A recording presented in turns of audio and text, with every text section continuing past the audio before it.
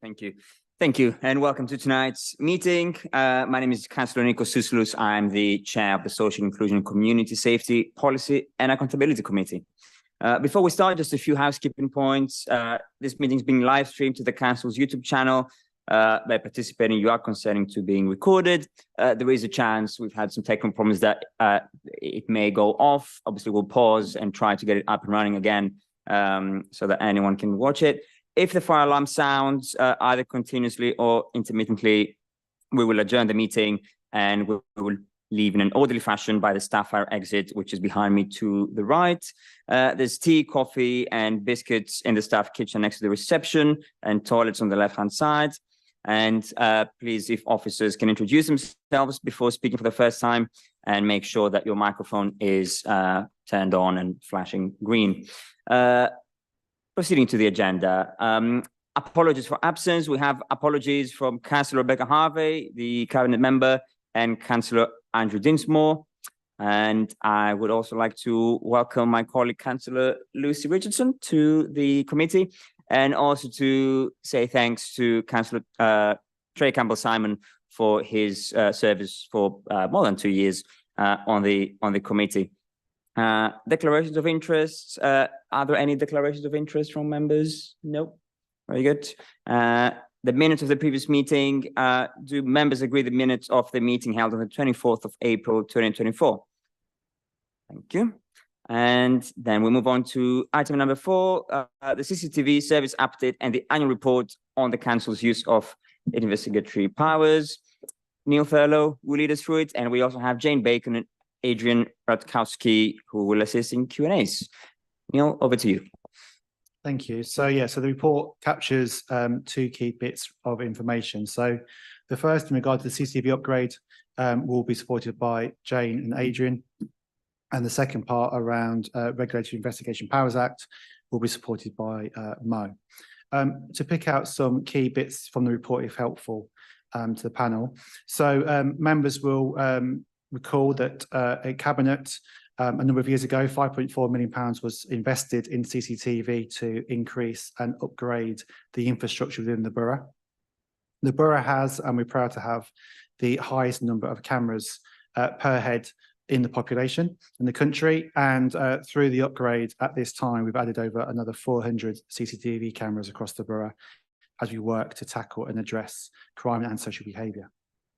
We have a number of stated priorities that we use our service for, as listed under item 3. And these items are also in the public domain so that our residents can see and understand why we are using cameras and why we invest such an amount of money within such an important service area. Due to our work and our evolution, as well as trying to ensure that we are ruthlessly financially efficient, the CCTV service has 2 contracts that we offer as a traded service, one with Westminster and the other one with Kensington and Chelsea. The Westminster one was officially launched yesterday, and we had ITV News come down and they undertook some filming. It was in ITV London last night. Our contract with RBKC is a lot longer in its history. I would like to kind of pick out a couple of key bits before I do go to Q&A, if I may, to kind of celebrate the success of the service. So each year we undertake a piece of analysis to look at key outcomes. Over the last 2 years, over 1,500 arrests have been made, with 535 over the last 12 months. Those arrests have allowed the police to take offenders off the streets and ensure that either through a direct intervention, i.e. where officers have identified a crime, tracked an offender, directed the police, or in support of the police, that some of our most violent and criminal people are safely taken to custody, where they are obviously interviewed, processed, and subject to CPS prosecution. We've invested in cameras in 8 of our parks. We've invested in 8 cameras in some of our parks, which has come about because residents, members, the organisation identified that we wanted to have people to enjoy our parks and green spaces safely, and where there was antisocial behaviour, we need to identify that. And we continue to use and promote our deployable camera asset, which allows us to make sure that where we're seeing crimes or antisocial behaviour taking place where we have no cameras, and or if we wanted to lease our cameras to private, such as the boat race and cinch tennis, we're able to offer a traded service to, again, help ensure that we can address crime and also bring in much needed income to the organisation. We have a lot of work that we want to do with CCTV. We want to continue to build on our successes. We want to continue to build on our reputation. And we hope and we look forward to further interest following that launch with Westminster yesterday, which again, just re-emphasises what we're trying to do in H&F. That's on the operational side. So just to pick out some key points, if I may, around the investment programme. So as I say, £5.4 million, and we're at the midway point. We've been indebted to Jane, who's been working on this project since the start, and we've been able to undertake a lot of really complex work to address the infrastructure, which in essence means that we've gone through and we've replaced technology, we've replaced servers, we've replaced cabling under the ground, we've replaced a number of cameras. So a lot of what we've done might not be visible, but without taking the time to make sure that everything that is needed to make the operation run successfully is done properly, we would be in a situation where you'd have an aging network, an aging portfolio and failing cameras. We've got a lot of work to do, as it talks about, over the next sort of 12 to 18 months to finish the upgrade programme. We are on track, and that's in huge thanks to Jane and also North as our contractors for supporting us with that. And we're now lucky to have Adrian with us. Adrian's in week 4. So Adrian's coming to terms with everything that's required around the CCTV upgrade. Some of our biggest challenges that we need to overcome still are of complex infrastructure that's required. So in the report, we talk about laying cables that are a mile or more long. The challenge of getting a unbroken cable, which isn't in a straight line around numerous estates, streets, etc., through the ground, is not one to be taken lightly, and it's required a lot of work to make sure that everything's ready to go. We'll also be upgrading and reinvesting in the LET. So you'll remember that we have a CCTV van, we have body-worn cameras for all of our LET officers. As part of this upgrade, the new technology allows us to upgrade both of those assets to further protect our staff, but also further provide more resilience and capability to stream images from the CCTV van when we deploy it to areas of most need at the most times to make sure that, again, our residents are safe. I could go on, but I'm also conscious that there's probably a lot of questions. So I guess I picked up those key bits, councillors, from the report. Perhaps, if agreeable with the chair, we take questions on the CCTV programme and infrastructure, and then we'll come back to part 2 around the RIPA report, if that's okay. Yes, of course. Thank you for that, Neil. Are there any questions from members? Lucy, Councillor Richardson. Yeah. Hi. Yes, I'm new to this, so I'm going to ask you a bit what seems probably like a stupid question, but I'm interested to know who owns the data then? Does it belong to the LET or the council or the police? And what happens to it? Where does it all go? Who streams? Where does it get streamed to, and who looks at it? So I can take that one. So I will defer some of these questions when it comes to so the data is owned by the organisation, the council. So all of the cameras that we monitor, whether that's Westminster's, RBKC's or ours, all comes through to the control room. The control room is located in Hammersmith, not too far from here.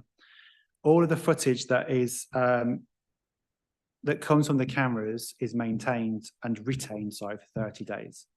If after 30 days it's not needed, i.e. hasn't been required for a crime, for antisocial behaviour, for an enforcement activity, it's automatically deleted as part of our retention policy. Where we download footage and retain it is then subject to retention policies. So whilst we always have a lot of information and data coming through, as you can imagine from the number of cameras we have, we don't retain any footage beyond what legally is best practice, and legally that's 30 days, after which it's auto-deleted.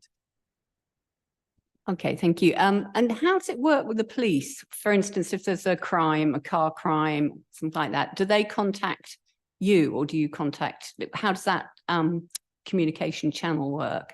And do we see results in terms of improvement in car crime? Sorry, because I had trouble downloading the report, so apologies if it's in there already. No, absolutely. So we have police airwave radios. of the police radios that they use are in the control room. So that allows us to have immediate contact with the police.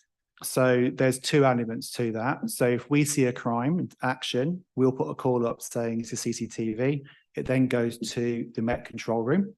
They then acknowledge receipt. We then tell them what we can see, and we can also patch through images to the control room so they can see exactly what we're seeing at that time.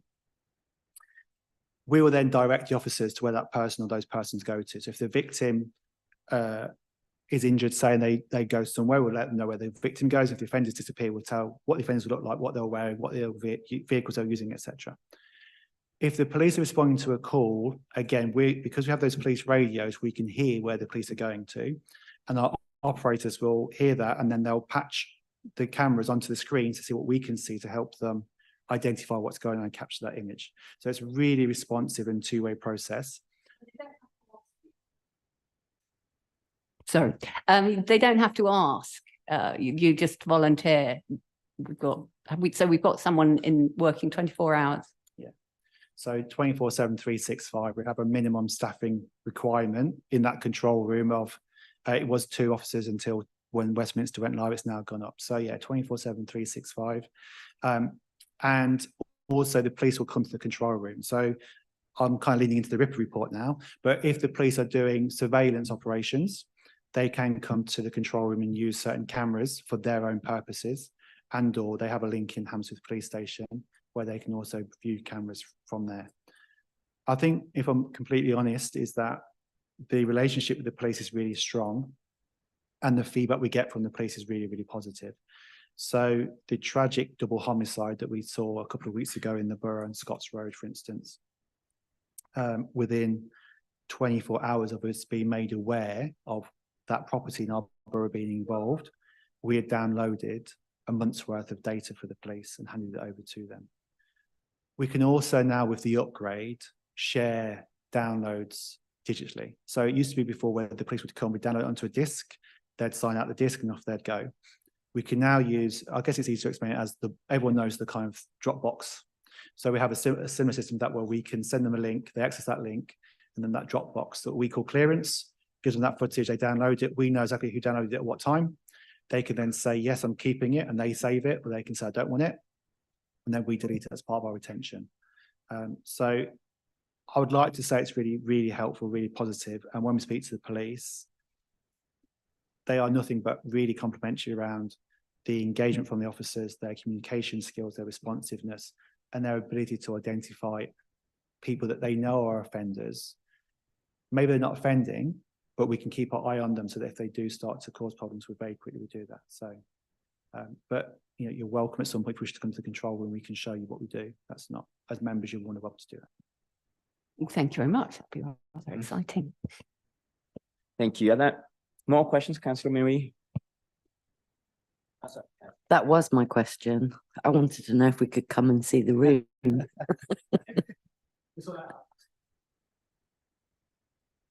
Wood trip, Councillor Marie. Yeah, maybe we can have the next committee in the control hub, in the CCTV hub. That might be one for, yeah. Thank you for your report and your presentation. Just coming off the back of what Councillor Richardson's asked and what you were just saying, just for the avoidance of doubt, if you can just reassure us that this Dropbox system that you have is only accessible by the officers in the council that are in this team, and on the other side, only accessible by the police, because obviously the benefit of a disk is that no one can access it unless they really need to. So I can see you're nodding, but if you could just reassure us. Hello, my name's Jane Bacon. I'm the CCTV programme upgrade lead, and I've been instrumental in helping with the new systems that we've got going in. So clearance is it's an evidence locker. So it's used for capturing the evidence. We put it into a case. That case is only then accessed by an officer with it has to be an individual name, and they're the only individuals that then can see that. And we also give them a time limit. So it is fully auditable, so we can see who's viewed it, including our own officers and our own control room staff. It can be seen who's viewed it, who's downloaded it. And we've also, for anyone that's viewing any of the evidence, it's also watermarked. so we can see that it's the individuals that have got it. So totally secure and used in many areas for evidence. Thank you very much, Chair. If it's okay, I'd like to carry on. Neil, you mentioned that the hub operates on a 24/7 basis. I can see in the report that we operate 24/7. I think Westminster also operates 24/7, but RBK's only till 1 a.m. And you were mentioning that it's a minimum of 2 officers or 2 people in there at any given time. And with Westminster coming in, that will go up to 3. So I appreciate that that's the minimum, but we do have a lot of cameras, the most in the country, as you say. So is there any ambition for that minimum to increase? And if the minimum is 2 and now 3, how often is it that actually it's more than that? Is it ever, staffed to a higher degree? And then somewhat linked to that as well, you're saying that with the Westminster partnership now that's going to be 3, but is it not the case that the Westminster officer will just be looking at the Westminster cameras, or is it more of a fluid? Obviously, I appreciate if they see an urgent incident, it doesn't really matter, where you're looking, you can alert your colleague. But what exactly does that partnership look like in the room? Thank you. So maybe I have to describe the room, might help. So imagine a room not as big as this by any means, but probably as big as that back wall would be about the right length.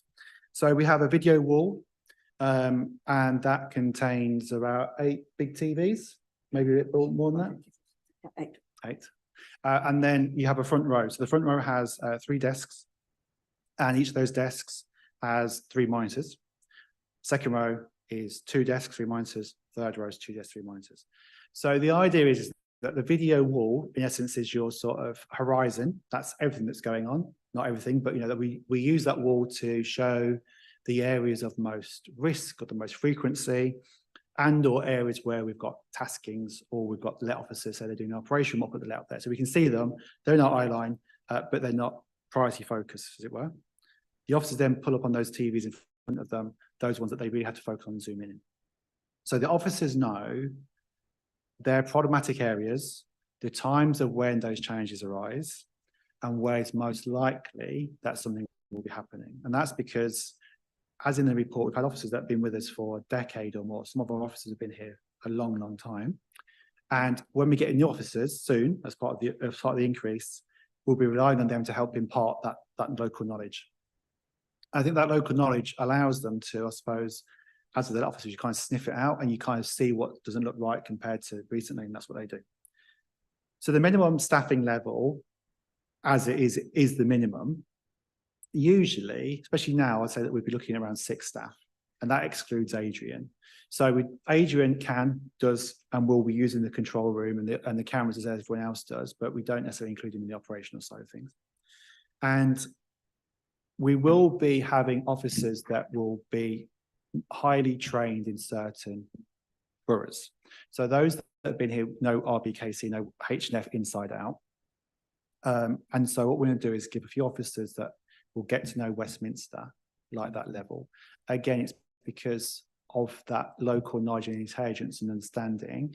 It also means that for the officers, rather than trying to remember where 2,500 cameras are, they have to remember 2,225, which is not that much less, but the Westminster cameras are all deployable. So they have 100 cameras that could be moved theoretically each week. And so the officers need to know where that's going to be and what they're doing. And also Westminster will have specific taskings, so they'll want to know what's going on at certain times. So in reality, that's how it works. If, God forbid, there was a terror attack or a critical incident, then absolutely all hands on deck. You go to the borough and you support the borough that needs it at that time, because actually public safety is the core remit for CCTV. And I think, it's imperative of us to make sure that we deploy all of our asset to help address that issue. But again, there would be a chain of command. So, if Adrian was in the room, he'd be saying, right, Jane, I want you to look at these cameras, Neil, look at these cameras, Mo, look at these cameras. We might all be looking at the same area of Shepherd's Bush, as an example, but actually he knows what we're all doing, so that then he knows where the priorities are. So it's a bit of both to that question around, is it allocation, is it dynamic? Primarily, you're allocated a borough or boroughs, but in that time of crisis, yeah, you go and you work as you need. Thank you. And just to clarify, were you saying that 6 is the new minimum, or on average it's 6 people in the room at any given time? It will be when we're fully staffed, yeah.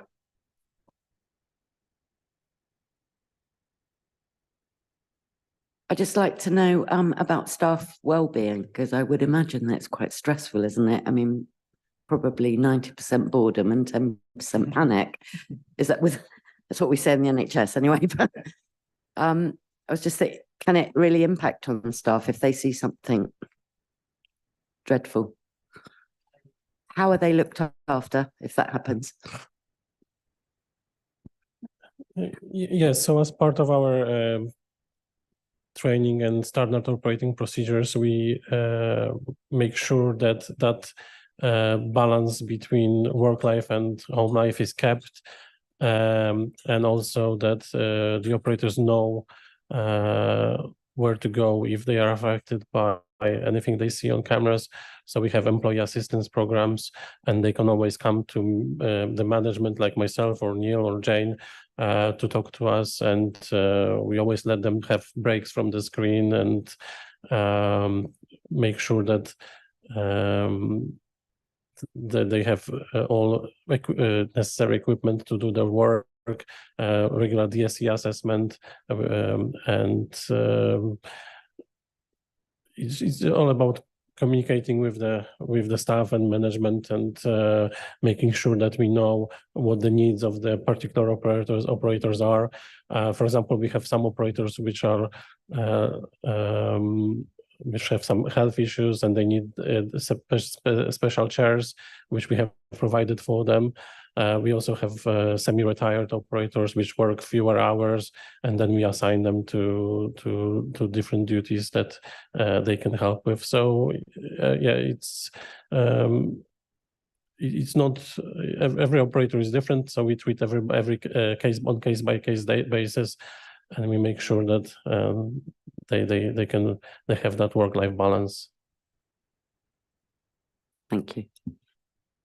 If I may just ask a few questions myself. I've had a couple of occasions where residents asked whether a camera that they had in their area, whether a crime had happened, or I don't remember, just out of curiosity, whether it's operational. And actually it so happened that those cameras were not operational. So I just wanted to ask, and maybe it's a question for you, Jane, what percentages, or what numbers, if you know, of cameras where the actual hardware is there, but it's not really operational? Okay, thank you for that question, and that's a really good question. So at this moment in time, we're obviously doing an upgrade program, and the upgrade in itself will cause, just by default, some challenges with camera operations, because we're changing the infrastructure in some areas. Yes, that has been a challenge for certain areas, which we then get back up and running. With our new systems that are going in place, we can see instantaneously on the monitors which cameras are down. We're able to click onto that number, and we can say exactly where it is, and we can also then flag it with our engineers. Now, those cameras in many instances, because we are placing the infrastructure, we found already, and I've just been looking at the stats on that, and I haven't got those details with me right at this moment, but where we have replaced the infrastructure, the issues where we're having with our cameras are much reduced.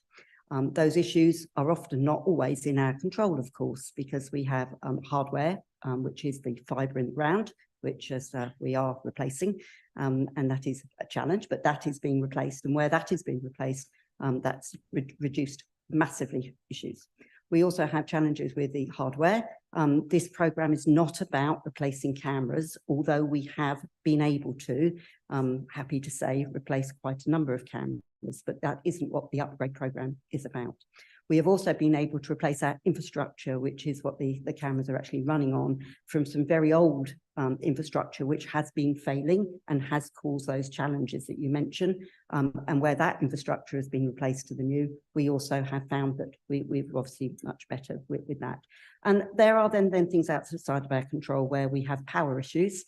There's been an awful lot of works in the borough for different reasons, and where we have those power issues that can actually affect our cameras, because obviously they are requiring power to work.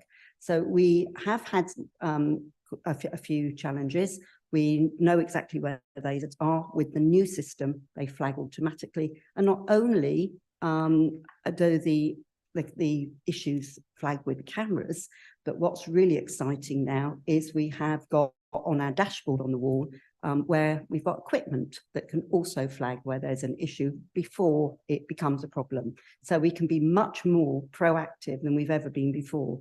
That also includes things like where our UPSs, which are the uninterruptible power supplies that we have that run our equipment, we now have alerts on those for the first time, so that if the power goes off somewhere and the uninterruptible power supply has come on to support our network, which means everything's still running, we are able to go and find out instantly. We can run along to that area. It gives us up to 4 hours to find out what the outage is, so that we can protect our equipment and or make sure that we can get the original source of issues resolved. So we have had, so in answer to your question, yes, we have had some issues and we are aware where those challenges are. And in the future going forward, we will be much more proactive and those issues will be greatly reduced.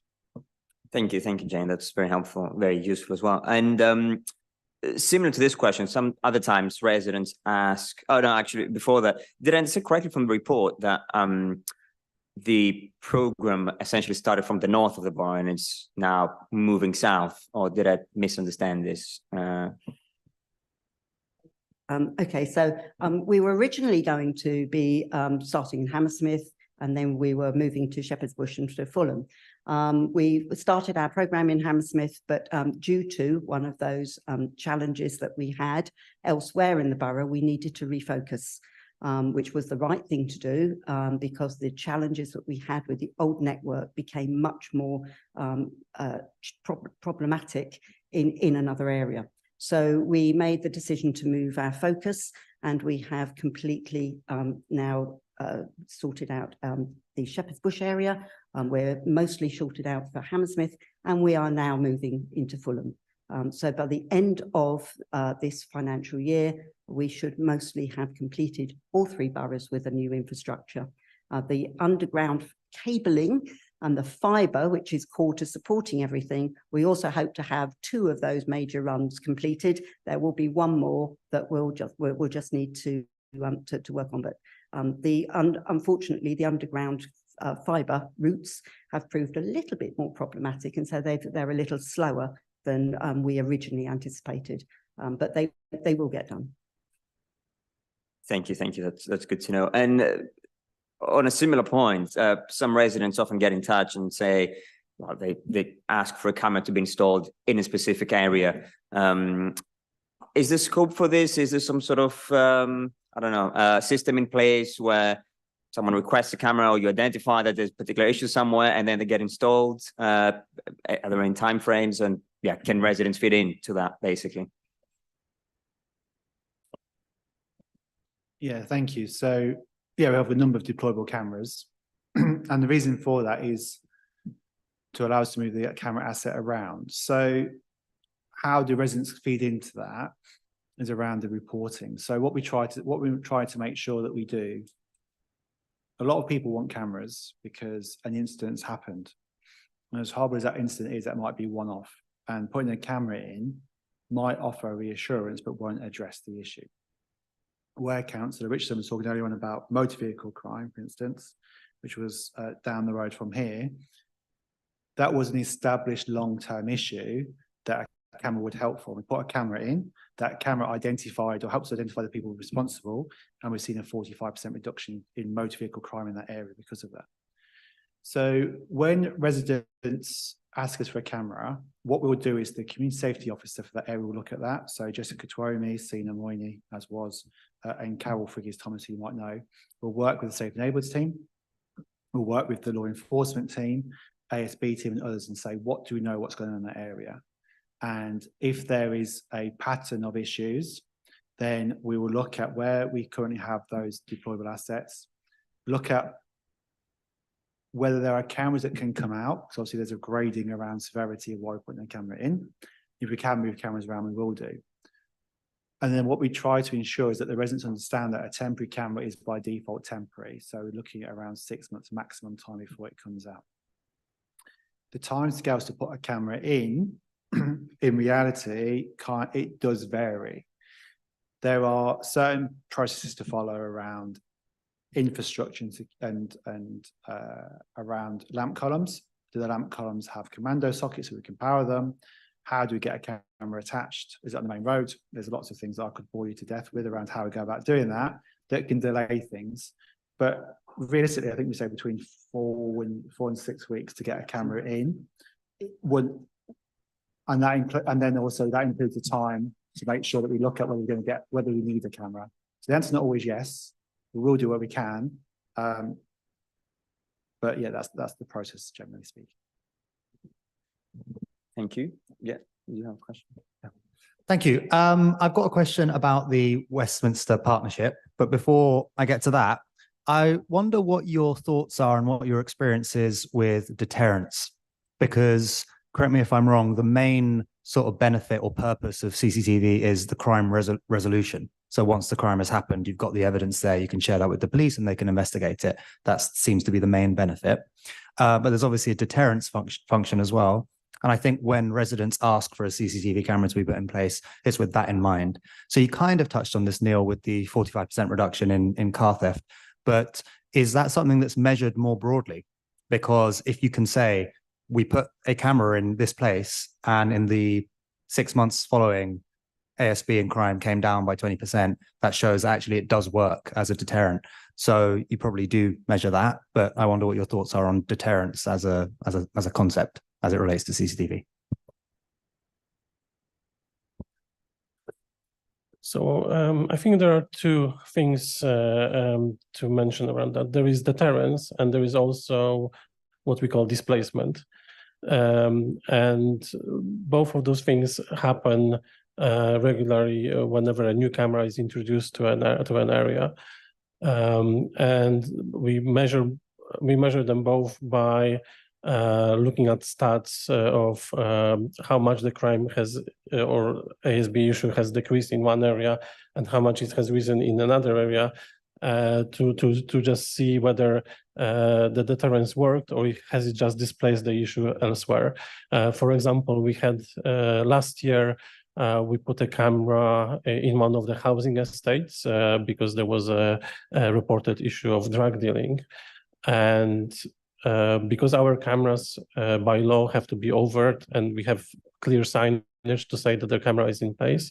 As soon as that camera went in, for the 6 months it was there, it hasn't recorded a single incident of drug dealing because everybody who was there previously could see that the camera has been installed. So it's deterrence in a way because they're not doing it there, but it's also displacement because they're gonna do it on another road where there isn't the camera. So we have to be careful how we measure those stats and how we present them, because the fact that an issue has disappeared from one road doesn't mean that the issue has gone completely. But as I said, we measure those stats and we keep an eye on it. And in a lot of areas, like what Neil mentioned about the vehicle crime, we can see a real difference, and that the cameras have helped. Wonderful, thank you. That's really good to hear. And just one thing you said that let's say, for example, a camera was placed, and then for the next 6 months, no drug dealing was recorded. So obviously, when you're in the room, not every single camera can be looked at for the whole time that you're there. So is footage reviewed? I guess the question is, how do you know that the camera didn't pick up any drug dealing for 6 months? So the footage is reviewed. Obviously, we cannot look at all 22,000 cameras at all times, but we also rely on the residents and the councillors and the community safety officers, lead officers, to inform us whether they know of an issue that happened and then we can review the cameras to confirm that we can see it or not. So we need that feedback loop to be able to have a clear image of what's going on. Great, thank you. So it's like an overall statistic. Yeah, thank you very much. And then I wanted to ask you about the Westminster partnership, for anyone that can answer that. At risk of sounding like a simple question, what actually is the partnership? So is it that we're just allowing them to use the hub because this saves money for both parties, or is there some added element to the partnership as well? If you could, thank you. Of course. So can I go back, if I can go back to the question briefly. So I just want to mention one thing. So with the upgrade comes AI and the ability to use AI. So the easy way to describe it is that when that system's upgraded, if we are looking for a person wearing a red dress walking down King Street, we can just type that into the system and that will find that from the cameras. So at the moment, we're relying on a lot of help, and we'll still always rely on help. But as the system gets upgraded and as all our new technology comes on board, we can use AI safely to help us identify what's going on. So that's just another benefit that will come at the end of the upgrade, which will be really, really exciting. And again, when that's live, we can show you all how that looks and how that works. In regard to Westminster... Neil, sorry to interrupt. If I can just comment on that point, can we make sure when the AI is implemented, and I'm sure this will be the case, that complies with all the ethical standards that are very important? And I think what you were saying in your answer is that after the fact, you can put in a search and the AI will find it. But will the AI be used in a live sense as well? Because obviously that does open up all sorts of ethical considerations.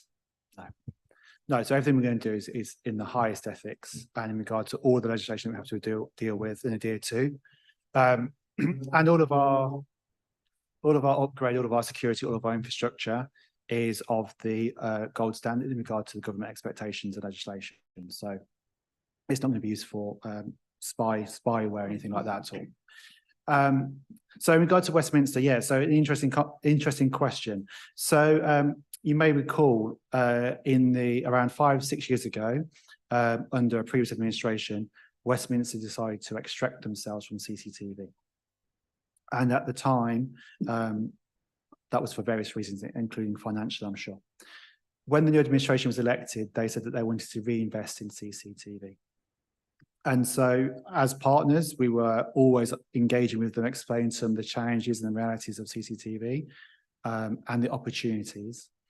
And the conversation very quickly came around that, you know, in essence, you're already doing it for one borough. Is there an opportunity to do it for us? Are there shared objectives? Are there shared benefits? Well, yes, because we are already working to support the police, support the community. The police are the same borough command unit for us as it is for Westminster. Our residents go to Westminster, their residents come to us. And also, you know, to be frank, I suppose in some respects, one, there's a timescale, so we can mobilise a control room. We already had it, we just had to make it bigger. To build a control room from scratch takes a long time, a lot of money, a lot of infrastructure work.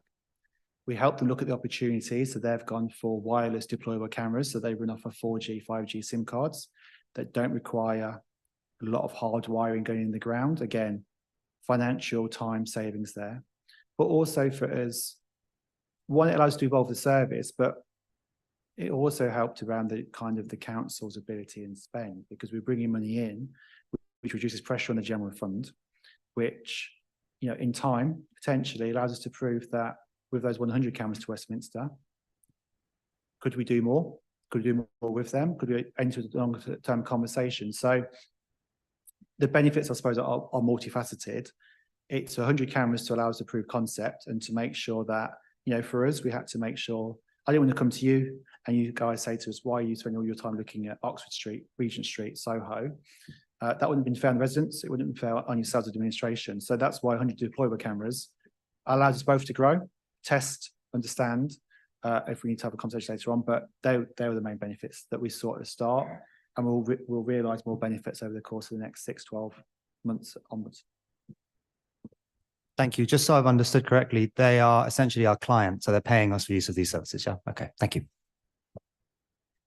Thank you. I wanted to ask a question actually similar along the lines of what Councillor Muir just asked about AI. There's been some pushback in recent months about the Met Police using facial detection cameras and perhaps that not being rolled out. Well, there's been a lot of concerns, including from councils. Is that something that we know has been happening in our borough, like the Met Police using facial detection cameras? Is this something we expect that our camera system will be using? If you could let us know. So is our system using it? No. Are the police using it? Yes. So they've used it once, Hammersmith Broadway, the weekend before last. It was discussed by the police, briefed us at Community Safety Partnership last week, and I think within 2 hours they'd made around a dozen arrests of varying levels of wanted offenders. There will be further uses of it over time. I think it's a tactic that the police are going to use now. It allows them to identify and arrest sort of the high harm offenders that are wanted for violence, sexual offences. But are we going to be using, facial recognition in our system? No. Okay, thank you. Thank you for the clear answer. Just on other issues, I saw in the report mentioned that 45 businesses within the Hammersmith bid have direct access to the control room. And I know from our local S&T ward panel that also Charing Cross Hospital, for example, has access, or we have access to their network. Could you just tell us about this partnership and how working with other businesses and stakeholders works essentially?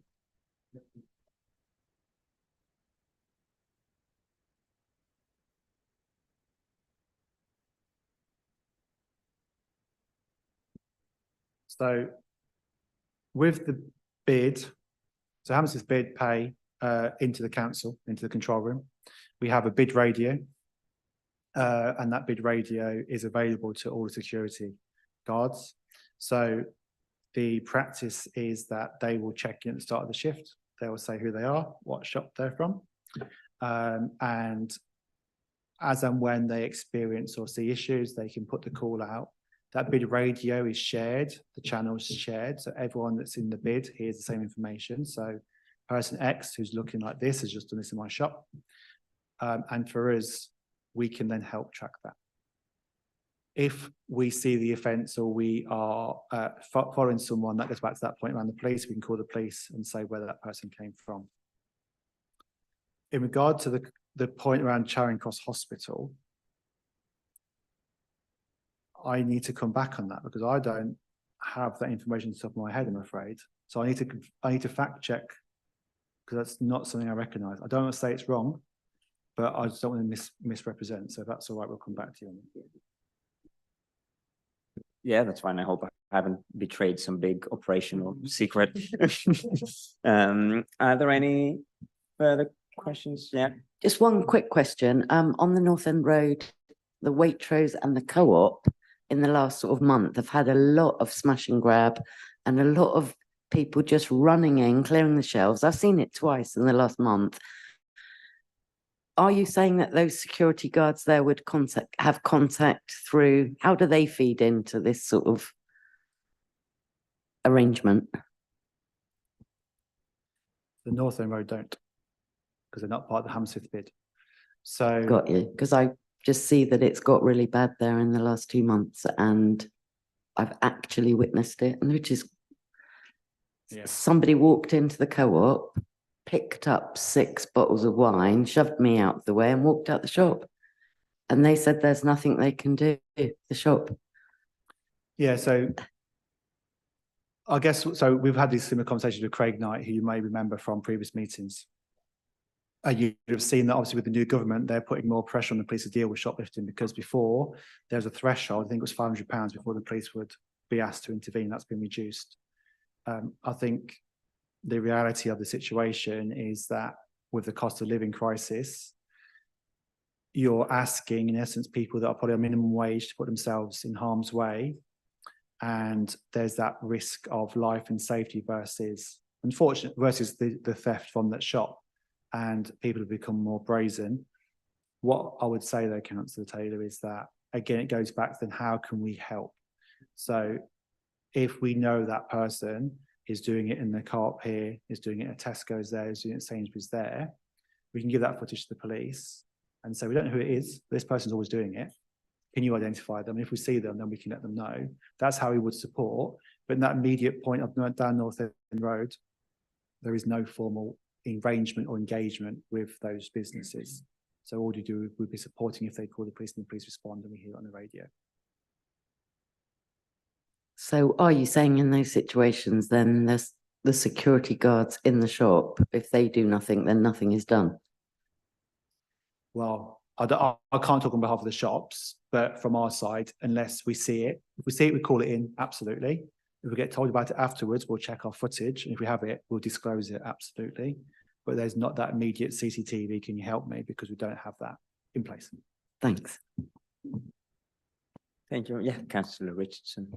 Sorry, this is more for everyone, actually. I was just thinking to Councillor Miri's questions about AI and about partners and how those partnerships work and facial recognition. Would it not be useful to bring together all the partners and have those discussions? I don't know how often the Met Police come to these meetings in a more of a round table sort of fashion.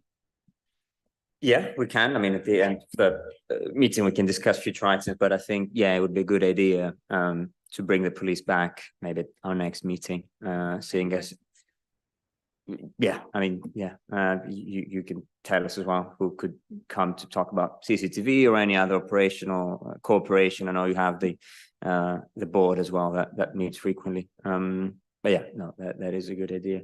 Are there any other questions from members? Okay, in that case, do we agree to note the report? Yes, yeah, lovely, thank you. In that case, thank you very much, and thank you to Jane, and thank you to Adrian as well for coming. We move on to item number 5, which is the annual performance report for the law enforcement team. Mohammed Bassith to introduce the report. So, Chair, we've missed the Ripper report. Sorry? We've missed the Ripper report. Ah, yeah, I'm sorry. Which is still Yeah. Mo, so we Which can... is still Mo, so yeah, Mo, you can still, yeah. Yeah, sorry about that. Thank you. So this is a report which we bring to PAC with oversight on our work in Regulatory Investigations Power Act, which is RIPA. I'm just going to go over the highlights, just so I'm hoping you guys have had the opportunity to read the report itself. But in May 23, the Investigatory Powers Commissioner, known as IPCO for short, intended to conduct an in-person inspection in August 23. We'd previously had an in-person inspection in April 2020, and following that inspection, the inspector responded and informed us that the council had a good level of compliance with the legislation. This report was obviously very welcome, and we wanted to maintain those standards, but the 2 recommendations that came out of that 2020 inspection were to review the retention period for police RIPA applications and to review how long submitted RIPA application, how long RIPA applications are stored and how they're stored. So the report notes to PAC that all recommendations following the inspection had been complied and staff sought police guidance. Following feedback, the retention period for the police we found out was 3 years. So we brought our processes and procedures in line with this. So anything, we retain only the applications for 3 years. In addition, to ensure compliance with the second recommendation, which was about how things were stored, we have gone secure completely online. So everything that we keep in terms of applications and our records are online now in an electronic format as opposed to paper copies, which was the case before 2020, before 2020. So during the inspection in August 2023, the inspector noted that the use of RIPA and related intelligence work has been limited. It has been since COVID. The use of RIPA should be managed accordingly and with limited use assisted in evidencing and proportionate approach taken by LBHF. Following the inspection on the 14th of August, the inspector provided the outcome, which was that he stated his satisfaction at the council's ongoing compliance with RIPA and the Investigatory Powers Act, which the council has maintained. He also mentioned that our approach and regulation around the use of the power was of a high standard. Whilst there's been no use of RIPA and covert powers available since the previous inspection, the process by all local authorities to appropriately manage covert material when gathered remains the focus of IPCO inspections now and going forward. The inspector did note that all legacy hard copies which we had been destroyed, and commended our use of the new electronic system now in place to securely retain covertly obtained material. And also noted the policy decision taken by the council to destroy any materials within 3 years. As such, all matters noted for improvement during the previous inspection had been attended to. Additionally, the inspector noted the continued regime of RIPA training was in place. So all officers who are involved in the process of approving RIPA and applications have had training, as have I, and have this, the senior responsible officers had their training last year.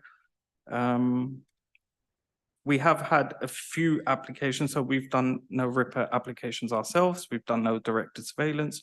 We have had a few applications come through, and this is primarily from the police and the National Crime Agency, because they're running operations and we've got 2,000 cameras. They want to use our assets and we allow that to happen, but we make sure that the procedure to ensure that all the paperwork is in place and all the approvals from their side are supplied to us as proof that it's been authorized.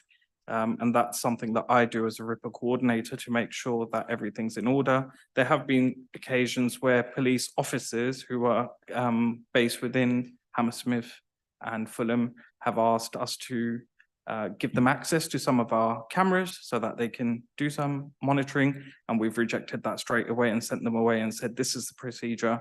So there is some training that needs to be done on their side. We also got in touch with their sergeants and made them aware that this request came through, and perhaps they should just check on their side to make sure there's appropriate training taking place, because although we have the facility to monitor and vast areas, what we must ensure is that they're conducting surveillance which is authorized and not just off the whim.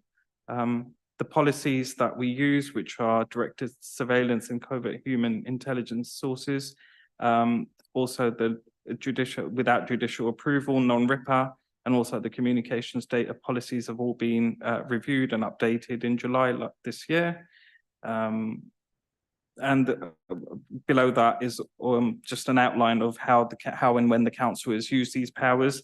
So as you can see, we've not used the powers themselves, but we've given the police and the National Crime Agency on 5 occasions the authorization to go ahead and use our control room to conduct operations where they'll be conducting direct surveillance.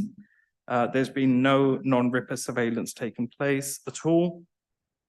There is some communications data that we obtain. That's primarily the fraud team and also the trading standards team, for instance. And in those instances, what tends to happen is where they're trying to get communications data, that could be where a phone is registered to, for instance, and that might be used in tenancy fraud, trading standards, investigations, and so on. They will go through the National Anti-Fraud Network, which works as the SPOC. So they will register their request to obtain those details through the National NAFIN, as it's called. And then thereafter, NAFIN will supply those details. And then that means that when the inspection takes place by IPCO, NAFIN will be responsible for providing those returns to them and explaining as to why they gave that authorization for those details to be disclosed. That aside, we've just covered all the, the fact that the reason why, sorry, I should cover this point. The reason why the council hasn't used this is because there is a threshold, and that is for directed surveillance.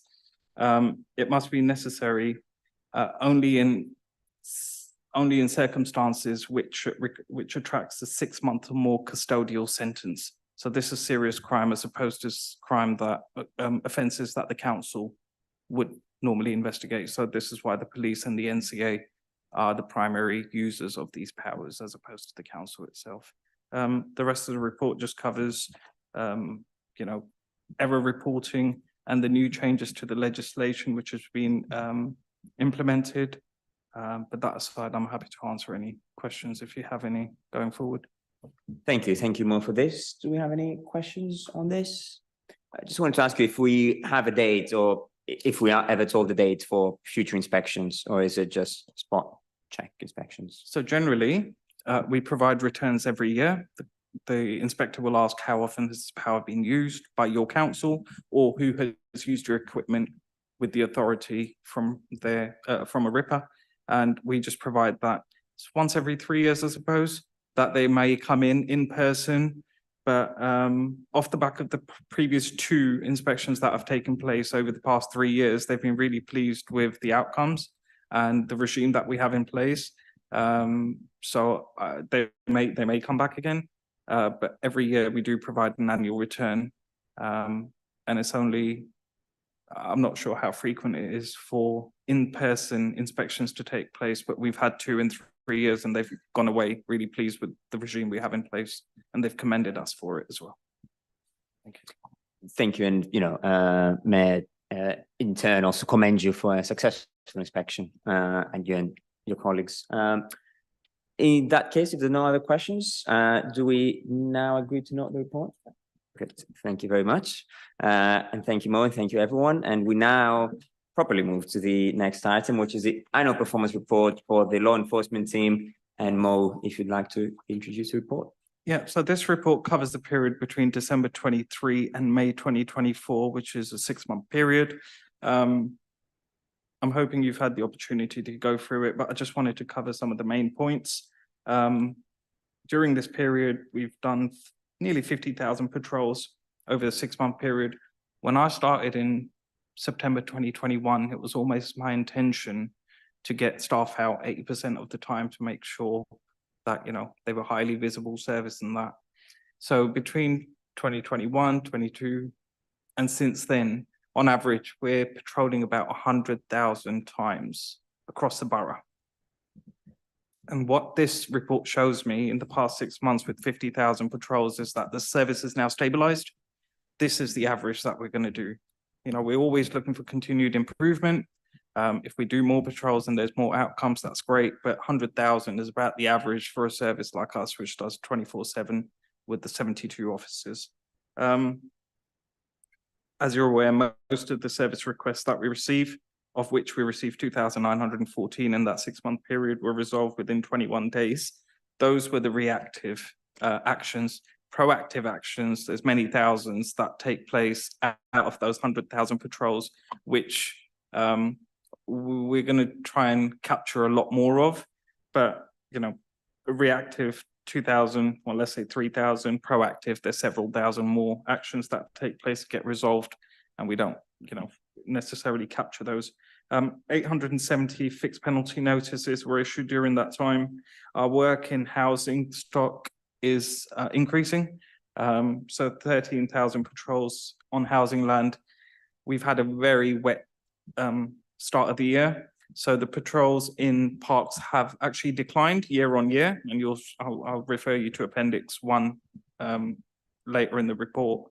And you'll see within that the patrols in parks have reduced, but that's because of the weather. The footfall in the parks has reduced as well.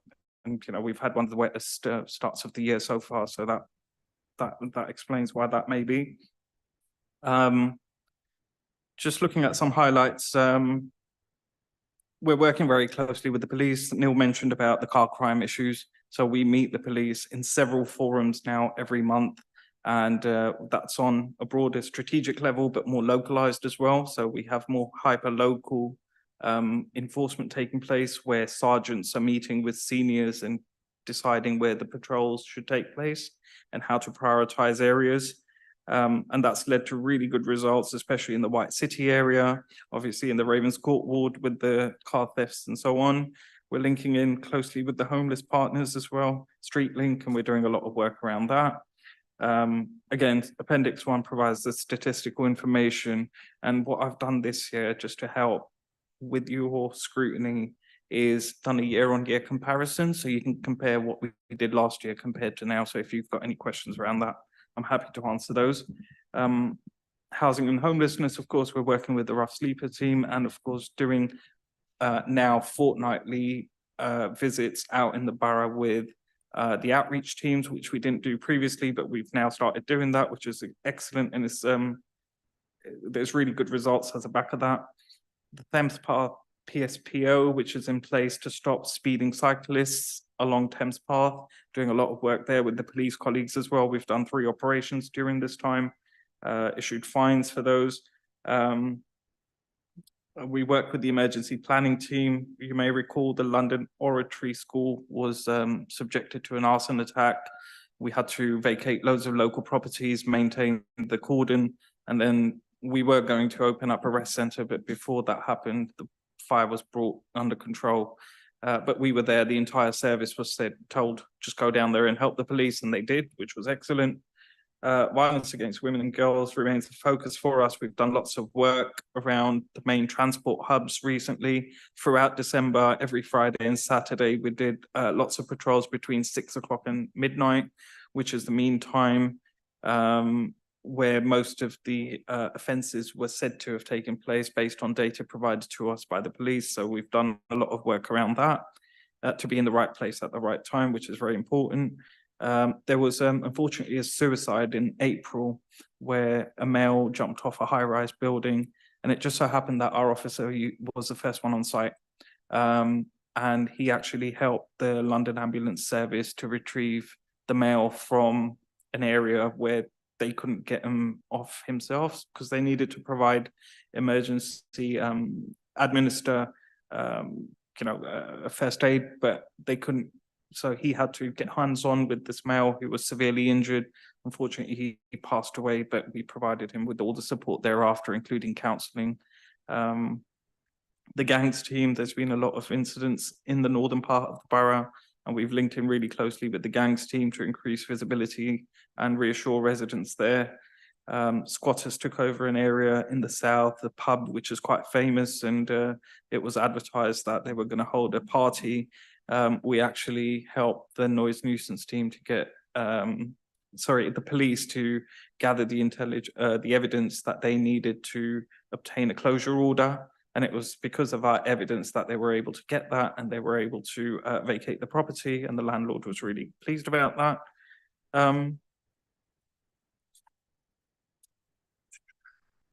Just covering the main thing. I'm going to come to this bit because I think it's important to cover actually the service compliments. We are still one of the highest teams for compliments because I suppose we have a lot of staff, but the work, the hands-on work that our staff do, leads to a lot of compliments.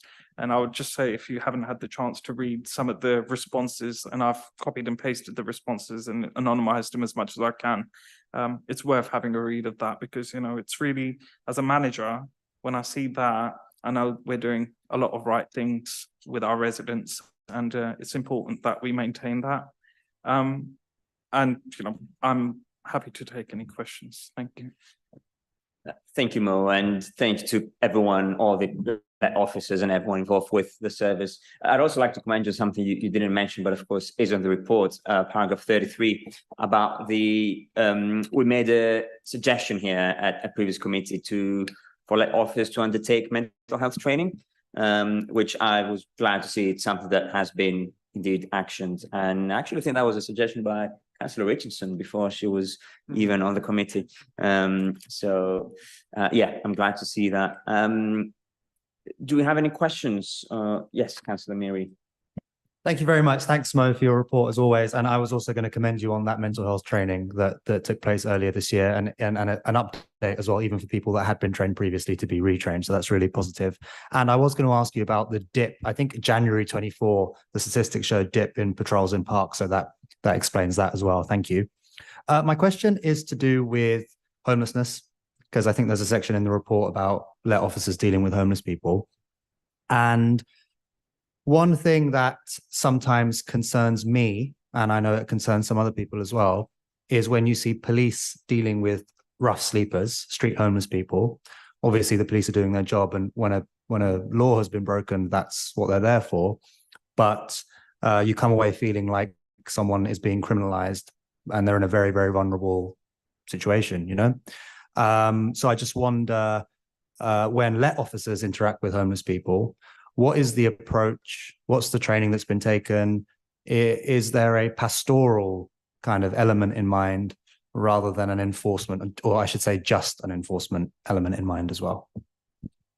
Yeah, it's enforcement's never the first step with rough sleepers, because We know there's other underlying issues that need to be addressed first of all. We've got a really good relationship with the rough sleeper coordinator. And often what we say to them is if we identify someone who's rough sleeping, we'll link that person in to come and have those conversations about the help that's available to them, not just in the immediate, but what they can do, what help is available to them to change their lifestyle as well, potentially. But in the immediate, when we see someone who's homeless, the first question all staff ask is, are you okay? How can we help? Is there any help you need tonight? Where are you bedding down tonight? Because that person might be sleeping on the street in the daytime, but what's happening at nighttime? So it's very important to ask those questions. And if we can, there are provisions available within the council, within the borough, to house those people. There are hostels that we can link in the rough sleeper coordinator to, who can find those immediate accommodations for them. And we will try and do that for sure. But there is one limitation to that, and that is where they may have dogs, because some of the providers don't allow pets with people. So that's one of the stumbling blocks. But as you mentioned, do we have a, what kind of approach do we have? It's not an enforcement approach in those circumstances, because it's always important for us, and we understand, and having seen the level of homelessness in the borough over the past 3 years, if you go in there with an enforcement approach, we get a lot of pushback. Whereas if we go in there with a kinder advisory role and that approach, then there's more take up on our offers, which is ultimately what we're trying to achieve. Thank you very much. Yeah, that's really, once again, reassuring to hear. And we were here last night for the Housing and Homelessness Committee in this very spot. And it's great to hear that you're linked up with that team as well, so that it's not a kind of siloed situation. They can step in and help, and they're doing great work as well. I have some other questions, but you want to open it up? Yeah. If I may just come on this, but because it is broadly related. Of course, it's not just homeless people, but there's also a lot of greater instances, I think, of beggars, for example, or people who are, on drugs, engaging in antisocial behavior without necessarily harming anyone, but you see them around, especially the Hammersmith Broadway area, or I don't know, Shepherd's Bush. What is the protocol for engaging with them, moving them along? Some of them, I know them by sight. That's how common sight they are. Yeah, so that's one of the issues that we have. While we're there, they're not. And when we move away to another area to conduct a patrol, they do come back. There are those that are the familiar faces that are often here. In the recent weeks and months, we've discovered that some of these people have housing. Some of them are housed in council properties, but come and beg on King Street, for instance. So we've started serving notices now to deter them from undertaking that kind of behavior, because there is help out there if they need it, but then they keep continuing with this behavior. So at some point, the engagement's good, but we have to go with the enforcement, because when they don't comply or listen to our instruction, there comes a point where you have to start enforcing. Usually there was one incident when I was out on patrol only last week, and there was a gentleman sat right beside a cash point, which is quite intimidating for some people who are trying to withdraw money. When they see this person, A, they feel compelled to hand over something, and B, they feel maybe I might get robbed here. So that reassurance is important for us to move these people on, and ask them to get the help that they need, and deter them from coming back by issuing notices to make sure that they refrain from that kind of activity. Thank you. Councillor Mayor, you had more questions. Well, it just makes me think, actually, is there any plain clothes capacity for the lets, or any plans to introduce one in order to avoid, they can see you coming sort of thing? So no, there isn't, not at the moment, and there probably won't be, because our staff need to be in their uniform to identify themselves, first of all. The second being the uniform that we have, including the slab vest, as part of the PPE, which is protective equipment, and they need to have that on to make sure they can do their job. No, but this is where CCTV comes in, because They have cameras on King Street and in all the transport hubs and major, wherever the areas are with the highest footfall. And we rely on them, and they usually radio it through to say, okay, that person's back again. And that actually also helps, because if we serve a warning, we can upgrade that to a proper notice, which we can then, potentially issue fines for thereafter. So CCTV are a great help to us. They help us and we help them, and it's a really close-knit partnership. There was something mentioned previously about cameras, and you put a camera up and that problem may go away. But what do we do when the deployable cameras go up? We're part of that conversation as well, because often the intel comes to us as well about issues taking place. So not only does the camera go up, but we also monitor and increase our footfall in that area to make sure that there's also visible presence as well as the camera as a deterrent. Thanks. This is not a question, an observation that in West Kensington, I'm proud to have you in my ward. Every time I see you dealing with rough sleepers, and we've had quite a few recently, haven't we? It's always with compassion. And I just think we're really, really lucky to have you. And I want to thank you and your team. It's very kind. Thank you so much. I'll feed that back to the staff as well. Thank you. Yeah, apologies if I might miss this, but I was just thinking about dangerous dogs. We mentioned dogs, and we've had a incident in our ward in Margavin with dangerous dogs, and that's often we get complaints about dog fouling and things like that.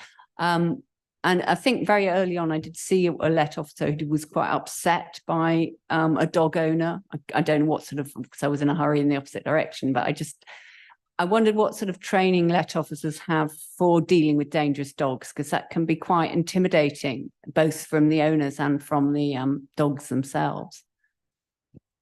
Yeah, so we have a public space protection order for responsible dog ownership, which we've been enforcing for approximately 6 to 8 months now, which has been really good.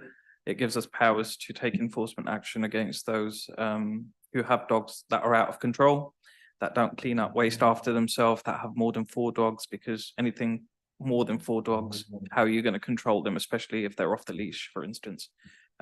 Dangerous dogs is a police issue.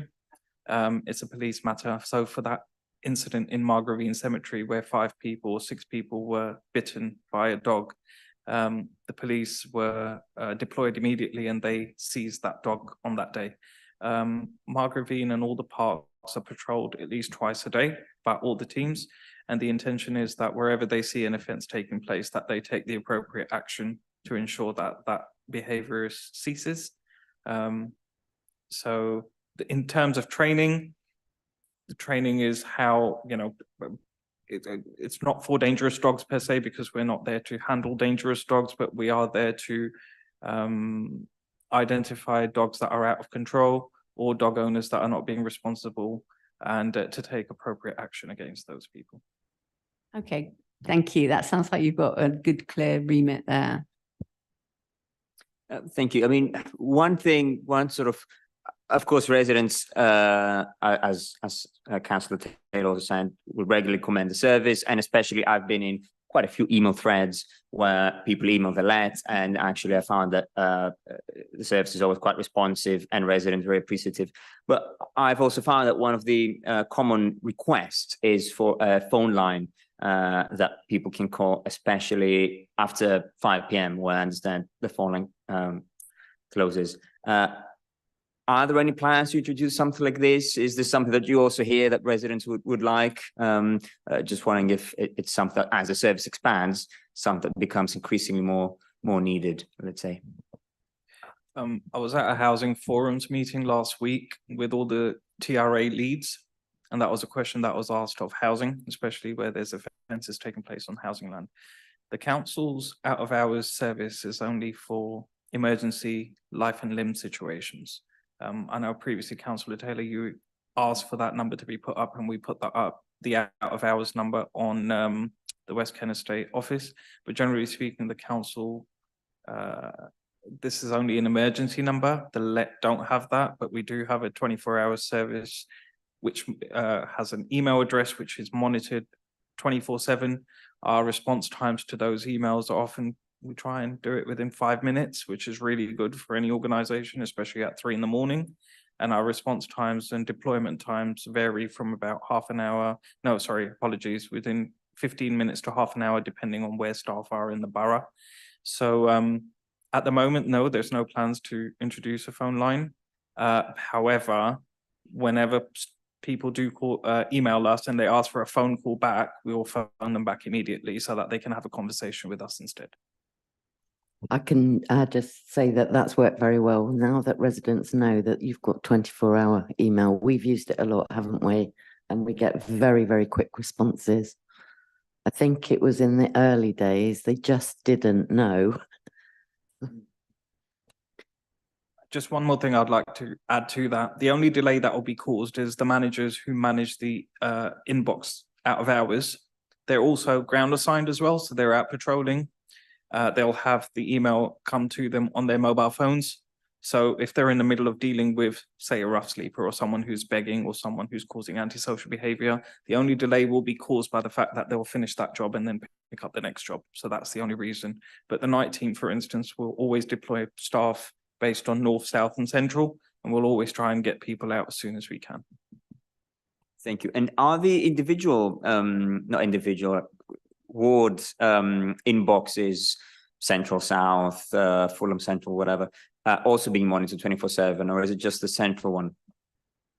So if you were to email any of the ward inboxes, that message will get auto routed to the main inbox and that will get picked up. Now, if it's something which is someone wanting to inquire about a joint visit, maybe to meet their ward officer, we'll often leave that till the next day so the officer can pick that up directly. So the let inbox is only looking for emergency responses that are required. Now, we're not a response service by any means. We're not a blue light service, but we will always provide a quick response. And actually, I did mention this in the report.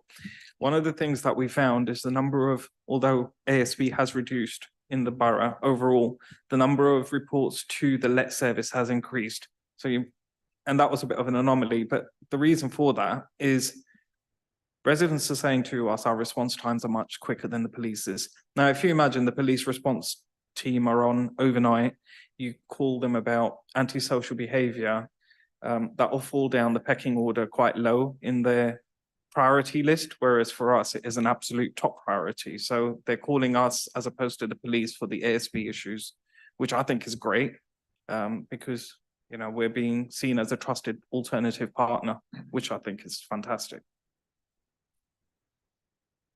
Thank you. Councillor Mira, you have a question? Thank you. So it's to do with the emergency phone line, which is, I would agree with Councillor Souslis that is the main thing, constructive feedback that we get from residents about the lets, among all the other, positive things they say. It's just that it would be great to have an emergency line. And I understand there's a capacity issue, right? If they're out patrolling, they don't want to be, or they won't be able to be answering the phone. But actually coming onto the email inbox as well, is there one officer sat at a computer at all times? No, you're shaking. Okay, shaking your head. So yeah, sure.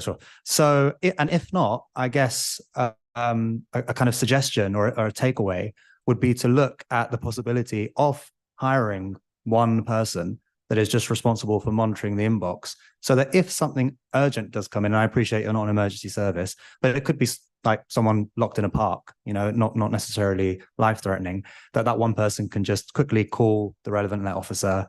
Oh, can you turn around? And then they're there within a minute or something, something like that. So it's not like a 999 service, but it's a bit more responsive. Yeah.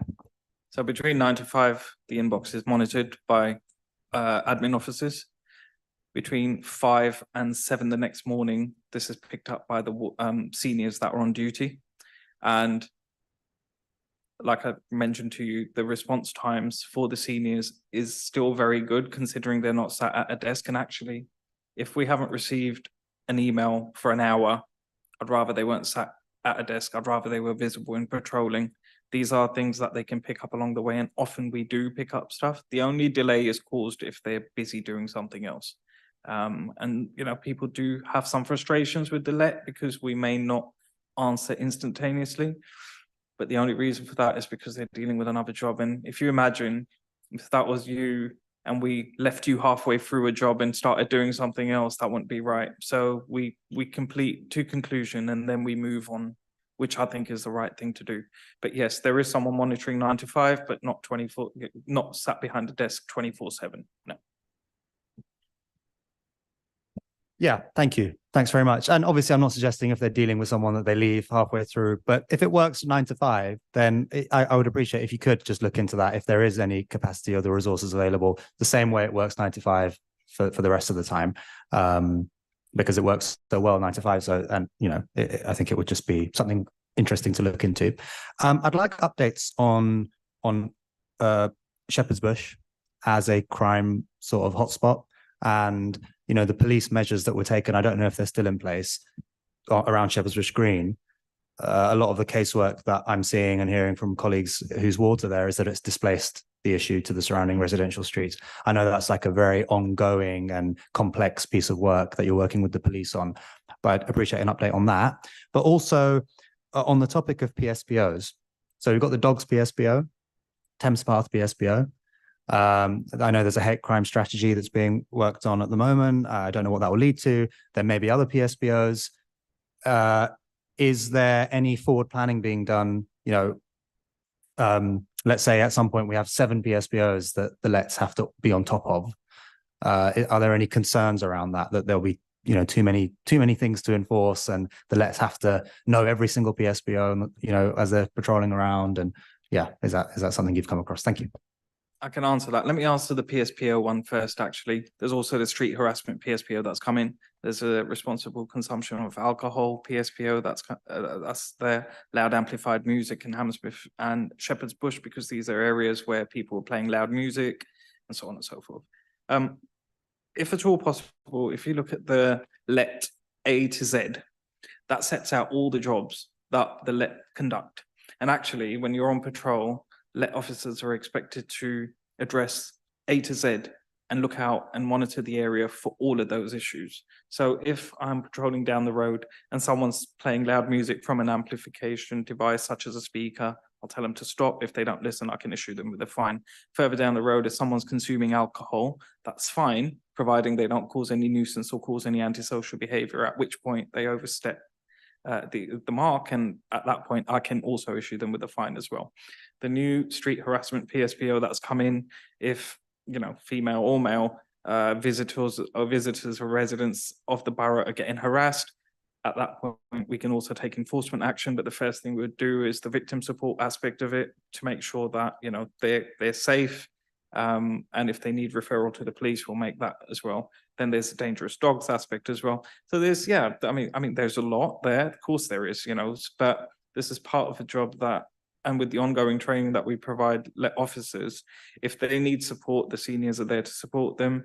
After 3-4 o'clock, for instance, they start partnering up. So there's that joint knowledge and experience that they can use during their patrol to identify and resolve things as they see them, rather than you know, coming back to it at a later time.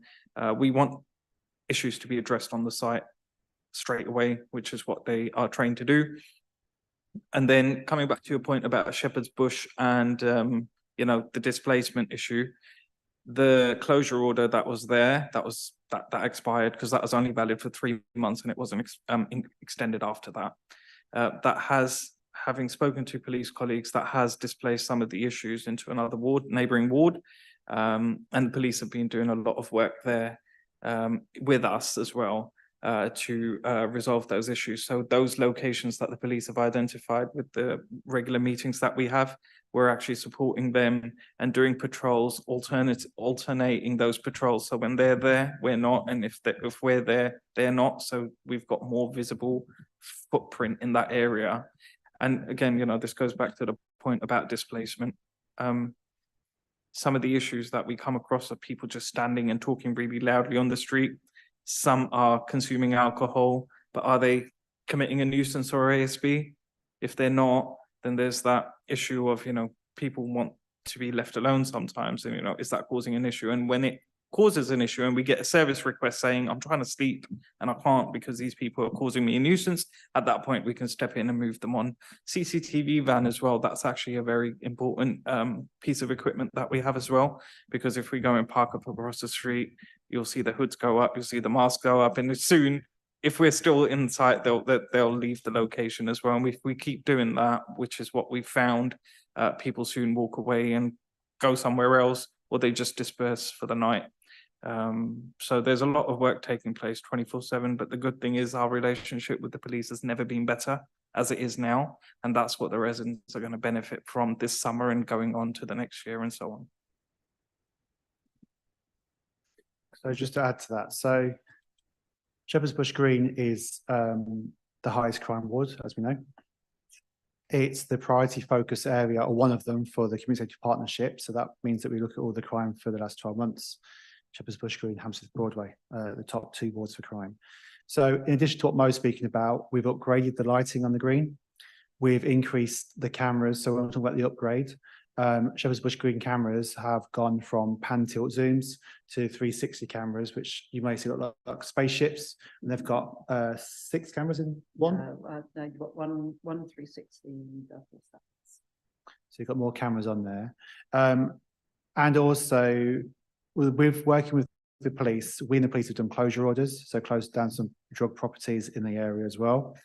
And we will be tomorrow with the leader and Councillor Harvey. He's now with the Borough Commander, Chrissy Jesser. So our Borough Commander's new, it's changed again. And we'll be talking about drugs as a strategic issue, because we know that if you tackle supply without tackling demand, you could end up with unintended consequences, especially those that are drug dependent. So how do you deal with that? But also, how do you deal with not just the low hanging fruit, but actually how you can deal with the suppliers that are exploiting those young people or those drug users that are dealing to fund their own habits. So that conversation will start in earnest again tomorrow around what are the police doing around drugs, because drugs is a key driver, unfortunately, for crime in ASB, as we know. Thank you. And so Craig Knight is no longer the Borough Commander. He's been replaced. So Craig Knight wasn't the Borough Commander. Oh, sorry, Craig Knight yeah. is the Superintendent for Hammersmith and Fulham. He remains. Chrissy Jesser is the new Borough Commander for the BCU.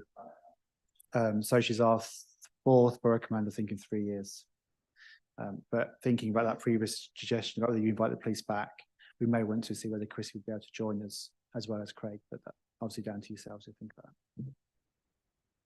that. If I may ask, just on since we were early on the subject of PSPOs, and I do see the one mentioned here is the one on the Thames Path, which of course is something that in our ward of Fulham Reach has been often discussed. And I see that it's mentioned here that there were 3 joint operations in Bishop's Park, and I was wondering if you had made or you were planning to have any operations in a bit further north than that, our part of the river around the Fulham Reach development, for example, which seems to be, or at least we're told, is the hotspot for antisocial bike riding.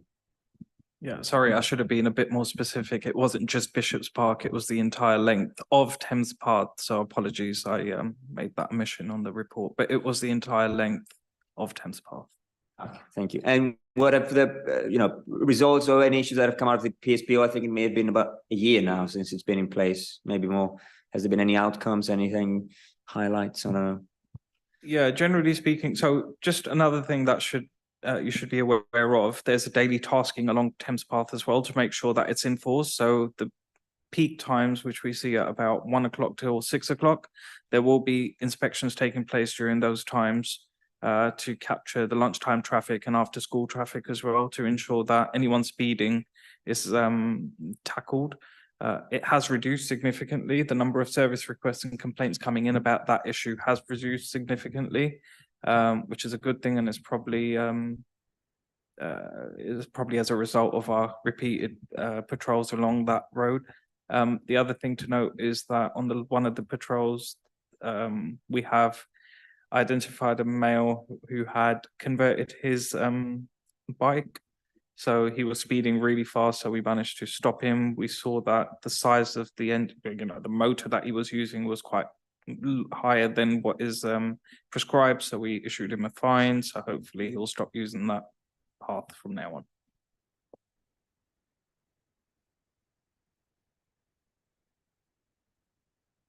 Yeah, I just wanted to ask about, because I've come a bit late to the PSPOs from, I just wanted to ask about how long they're all enforced for, because it can be up to 3 years, can't it? But are we adopting the maximum 3 years for all of them?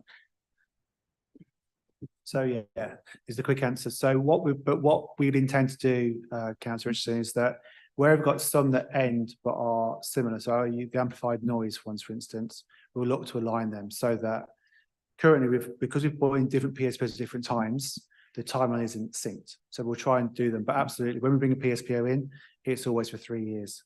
And so they've got enough time to see the evidence and gather and make sure we deliver what we've been asked to do and deliver what the residents want us to do by returning the consultation.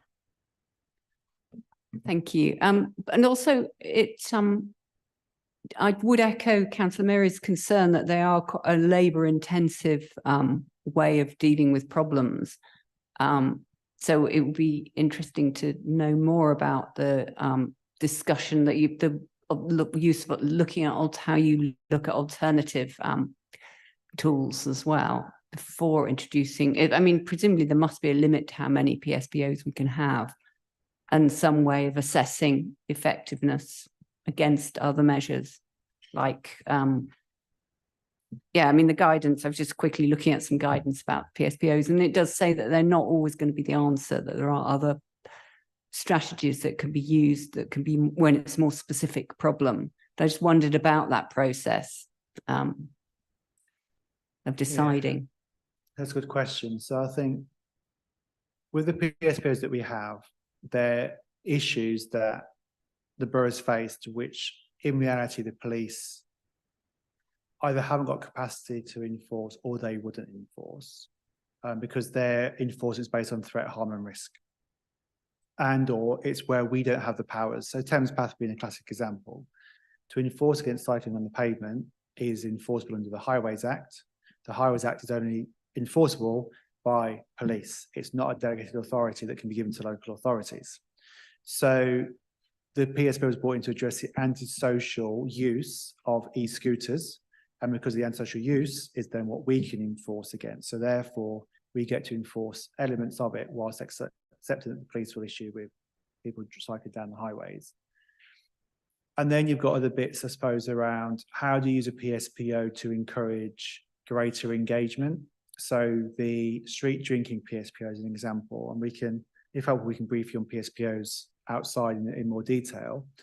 But street drinking PSPO allows us to engage with people that may have got alcohol dependency, who otherwise wouldn't want to engage with us. I mean, we've spoken about how we try to engage proactively, consciously, but we can then speak to them about actually, you've now breached this PSPO because you're being antisocial. You're choosing to drink in some cases. You're choosing to be antisocial. Rather than issuing you a fine, which would be £100, we could issue you a community protection notice or warning that says go to the drugs and alcohol team and seek treatment and care for your alcohol addiction. And so it's also sometimes another way to allow us to have more difficult conversations with that risk around punitive enforcement. I think you're right though, in regard to there are only X amount, so many PSPOs you can have to be effective.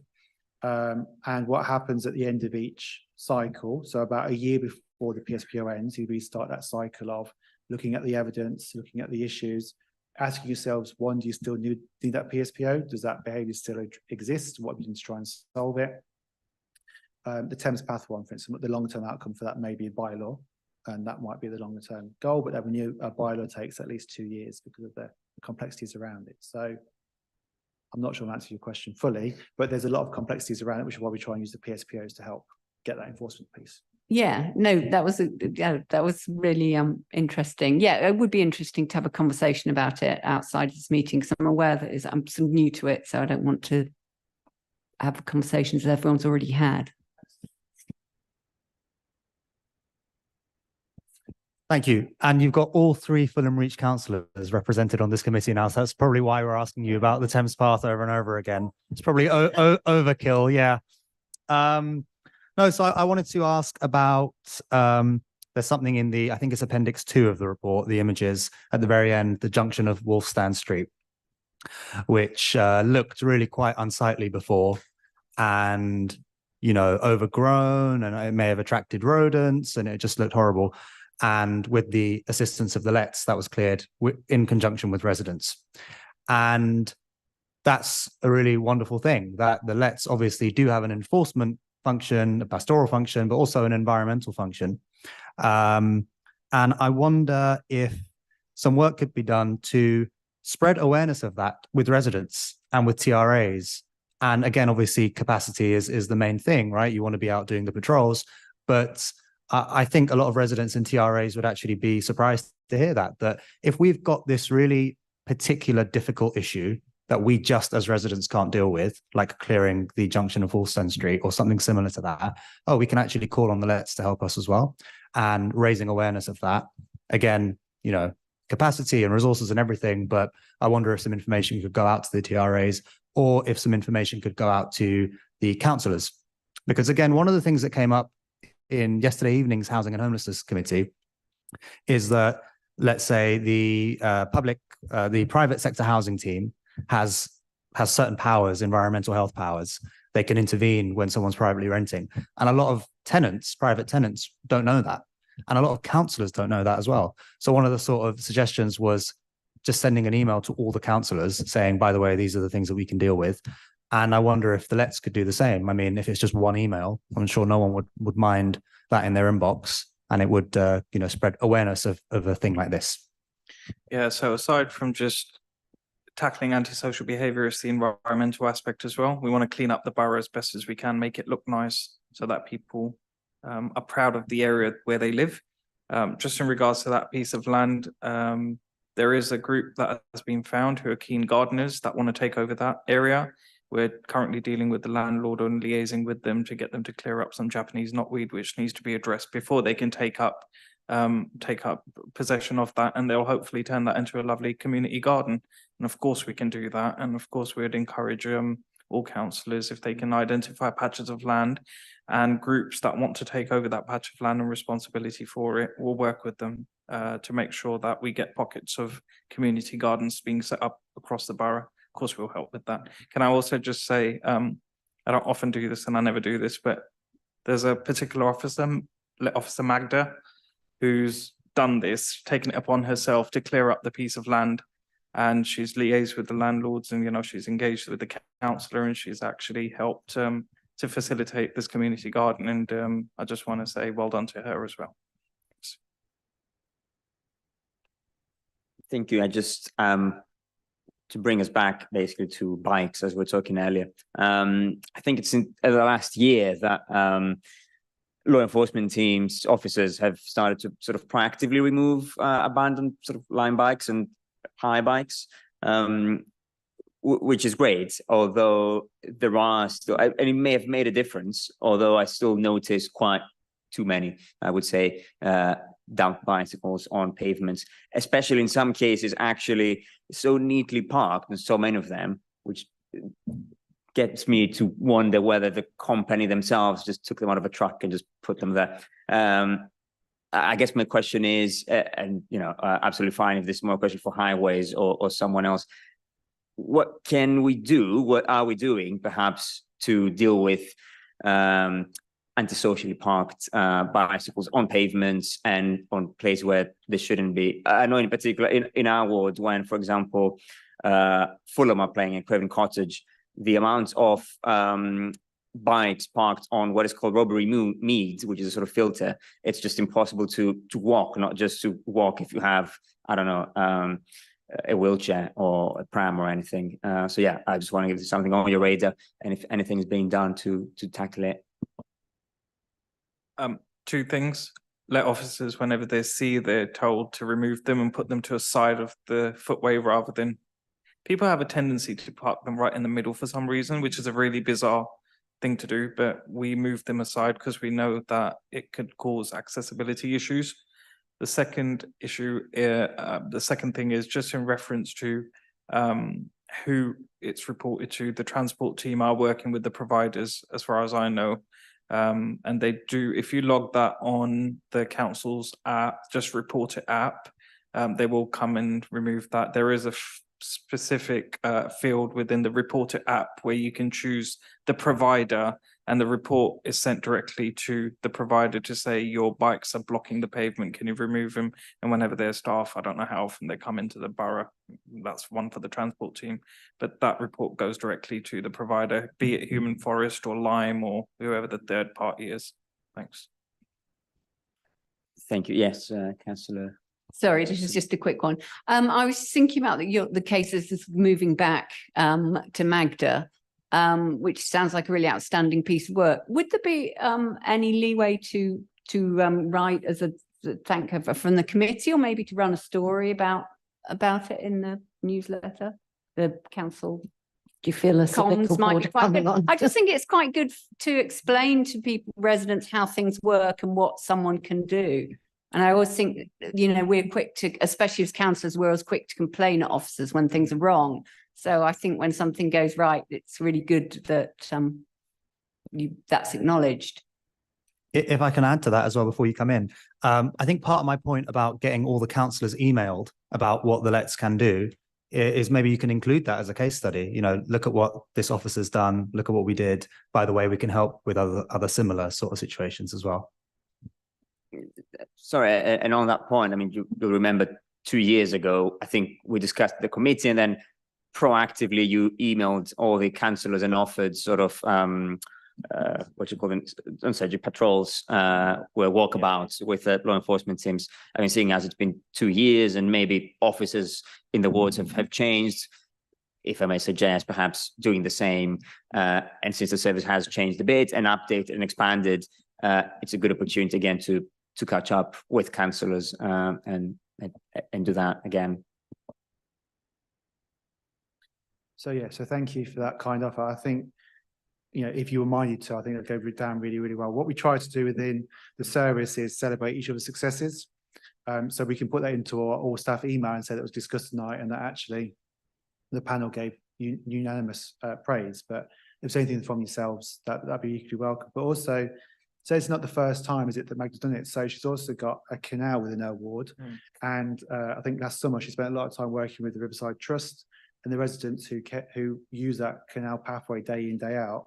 And the photos, and we can share as if helpful. I think they ended up with a barge full of black bags that they'd done a litter pick on the whole of that stretch of Riverside. And now again, that was about her getting her team to come out and do it. I think some of them were on their days off and they came in to help because they saw it as the bigger picture. So all the letter community minded, but I think you've got some that actually really get it. And yeah, any sort of feedback from members would be really well received. So thank you. Yeah, please do pass our appreciation to Magda and to everyone who goes above and beyond for that matter. Any other questions or contributions? No, anything from you? Any concluding remarks? You don't have to. Lovely. Well, thank you very much. In that case, do members agree to note the report? The report is then agreed. Thank you very much. And thank you, Mo, and thank you to officers for coming. Item number 6 are the dates of future meetings. Do members note the dates of future meetings, which are the 20th of November, the 4th of February 2025, which will be, as usual, our budget meeting, and the 30th of April 2025. Are these agreed, noted? Yep. And possible topics to be considered the next meeting. I think we just said, Neil, it would be good. I think by November it will have been a year since we last had Craig Knight, Superintendent Craig Knight, here. So I think it would be good if he was here again. And also if we could have the new borough commander, was it? We didn't have the previous one, but that's okay, that changed frequently. So if we could have the new one, I think that would be useful because I think we have a lot of questions. And also we had said that we'll be doing sort of regular follow-ups compared to the case review and what they're doing. And I can see they're still doing their community meetings and listening to the community. So it would be good to know what has happened. And by that point, obviously there'll be new home office structure and all that. So maybe they can update us. And I was wondering if perhaps maybe for the February meeting, Debbie, if we can look into bringing something about the third sector investment fund, which will have progressed at that point, perhaps sufficiently to be able to be discussed, if we could help liaise with officers to see if that will be possible. Any other suggestions from members as to what we could discuss, either the social inclusion or the community safety aspect? Well, you don't have to answer now, but yeah.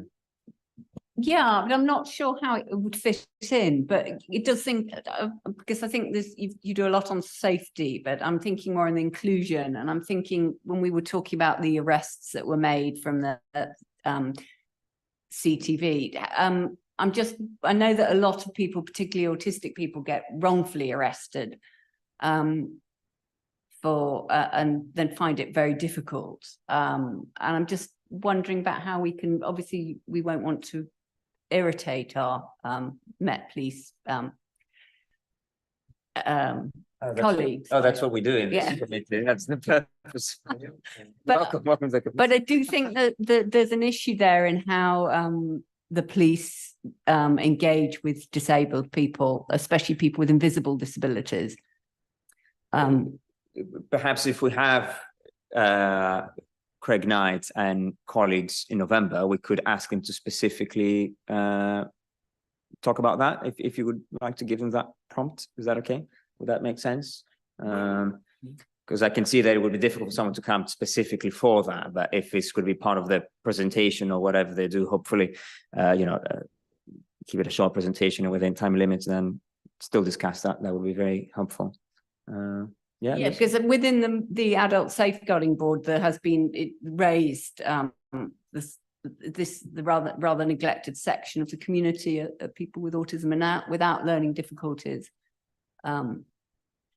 have been particularly prone to the safeguarding issues, vulnerabilities themselves, and safeguarding of others as well. So back when I started as a councillor, there was someone in KMC, a police officer, who had a particular interest in it and did a nice piece of work, but then I lost track of him and he left.